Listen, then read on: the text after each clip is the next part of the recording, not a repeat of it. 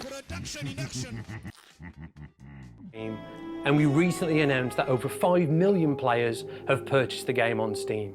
We started with the launch of That's Seasons amazing. back in January, which seems like such a long time ago now, and then went through to June where we revealed A Pirate's Life and released that into our world. And it was such a great moment for us as a development team to keep it secret, to keep it a real many different mechanics.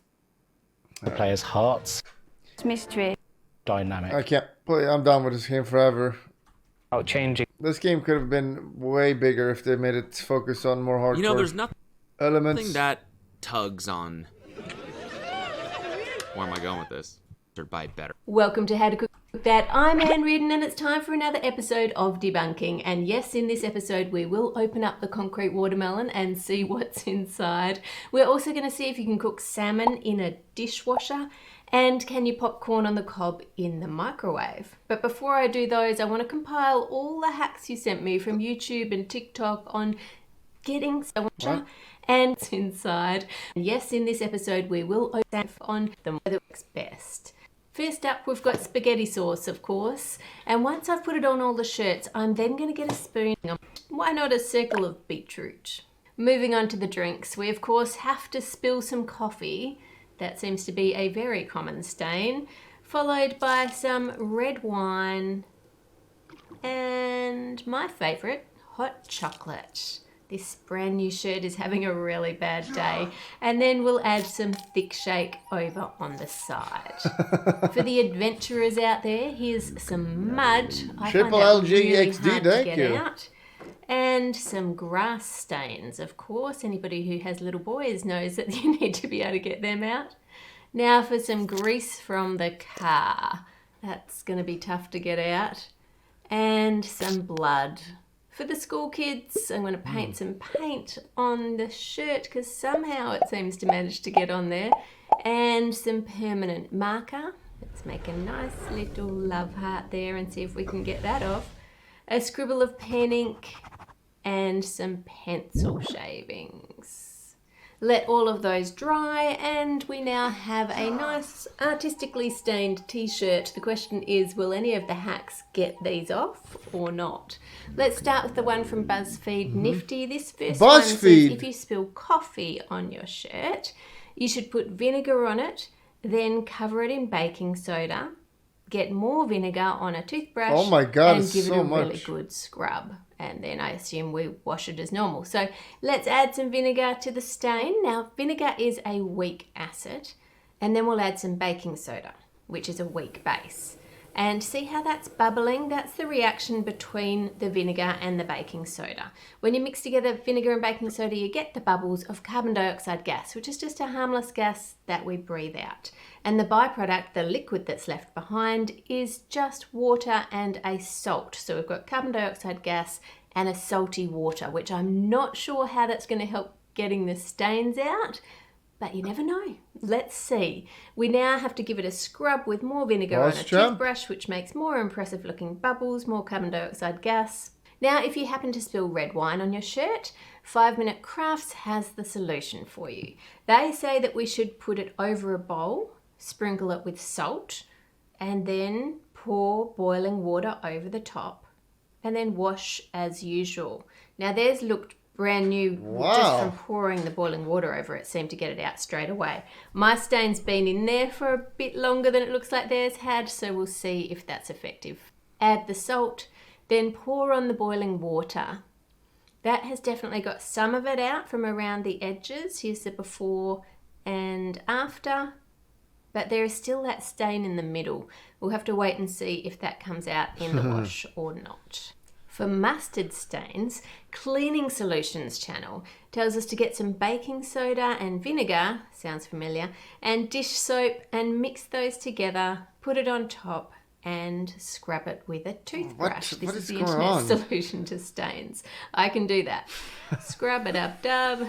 Nifty says that if you get it within 3 hours, you can coat it with a highlighter, then add baking soda and lemon hours so we can try it. Add the highlighter all the way around. Okay, blah, blah. I'm going to watch the sauce is gone, the beetroot, thick shake, pencil shavings and the paint are all gone, so those ones didn't even need a stain remover. I am surprised about the beetroot, but it just came out in the wash.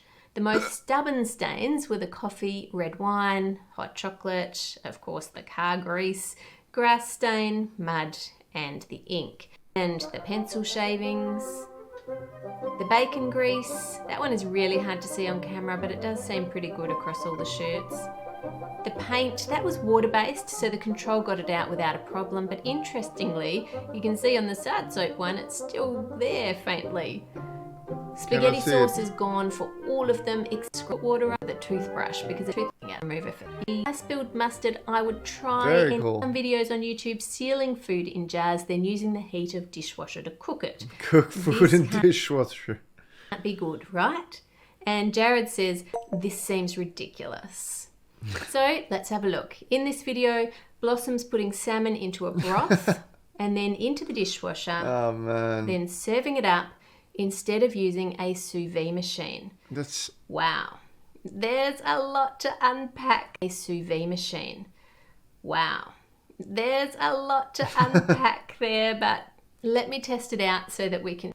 And I'm putting a temperature probe into the middle of the piece of salmon so we can keep an eye on how the temperature goes. Obviously, this is going to vary a lot depending on what's in their hat. Protect the thermometer cable from the buckle. Now on my thermometer probe, I'll select fish, which says it will be done at 63 degrees C or 142 F. Bacteria that is on the fish. If you're talking chicks, always assume that there is no but therefore it's working. Unfortunately, it just falls short. Now, let's imagine for a minute that it had gone hot enough, it had gone into the 63 degrees for 15 seconds. Well, at that point, you could probably pull it out and eat it, but without the temperature probe, you'd have no idea where that point is. And if you kept opening the dishwasher to measure it, it's not going to reach that hotter temperature because it's barely getting to that temperature. It tastes like it's cooked. The cooking isn't the issue. The bacteria levels are what the issue is. So let's not cook food in the dishwasher. Now, in their video, they compared this hack to cooking in a sous vide machine. If any of you have a sous vide or you've seen one before and you're familiar with it, you might know that food is cooked at a lower temperature than normal. They don't necessarily bring it up to your dishwashers. It's in oxygen. You have to water. Bring it to a temperature. For example, it's not in a sous vide machine. But yes, you can make popcorn on the dinners with, and you put that in the microwave. You won't get popcorn. Let me show you what happens with that. Put that on, and moving butter on it, and heat it up in the microwave, and you get popcorn on the cob. So is this real? Well, the answer is no and yes. No, that video is not real. That's been faked. But yes, you can make popcorn on the cob in the microwave. Dehydrating machine. You won't get pop. You can see burnt. They're dry and they're airy, they're easy to break off, and you can crush them. But solid and kernels come. For the most part, the kernels come off the cob and then pop when they're just down on the plate in the microwave. But a few do pop while they're still attached to the cob. But most get knocked off by other flying kernels. Now, you are supposed to do this in a bag, of course, so that then you can collect all the popcorn easily, but then I couldn't film it for you. So it tastes like popcorn. The one nice. Because this around here, I like it. if you're a regular around here, you will remember that we wrapped a watermelon in concrete. Because this hack told us that if we did that, we could keep the watermelon fresh until New Year's. Well, it's been 3 months and I have the one that's wrapped in concrete. Of course, we also had a control and I kept one in the fridge for the 3 months, and it's time to see what happened to it. All right, here we go. We have the control. Let's cut. It's still nice and firm, and let's find out what we have inside. Very juicy. Yeah, juicy. You serious? Slimy. Oh, no. Ah. that would have to be the worst type of watermelon you could ever get. Texture is just like Yeah. jelly. Very juicy. Off.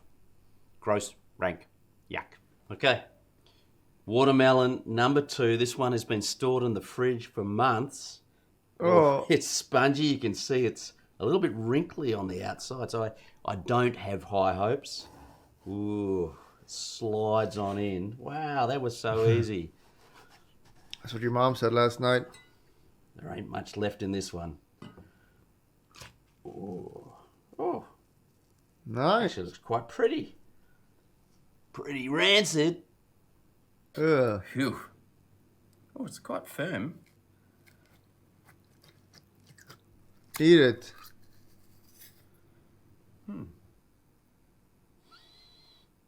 Oh, that's a terrible smell. Off watermelon is just bad. It's interesting with this one. The texture is quite firm. It's like a little bit overripe watermelon, but Go on, open it what up. that means, if it's, we'll see how we go.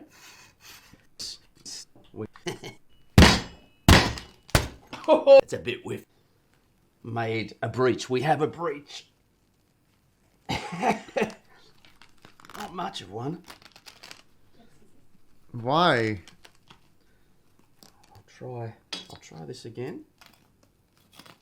No, that ain't working. Scissors, please. Feel like a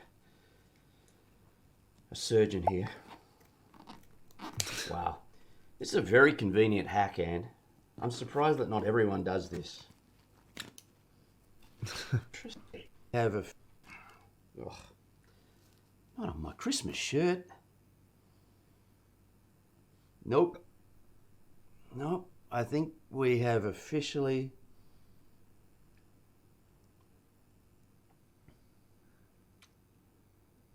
I can't do it.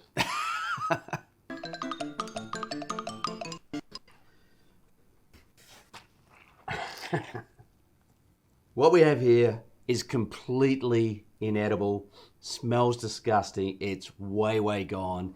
It's probably even worse than the other two, and it's covered in cement dust. So that's a complete bust, that hack. Notifications, sharing with a friend, or watching more of Nice. Because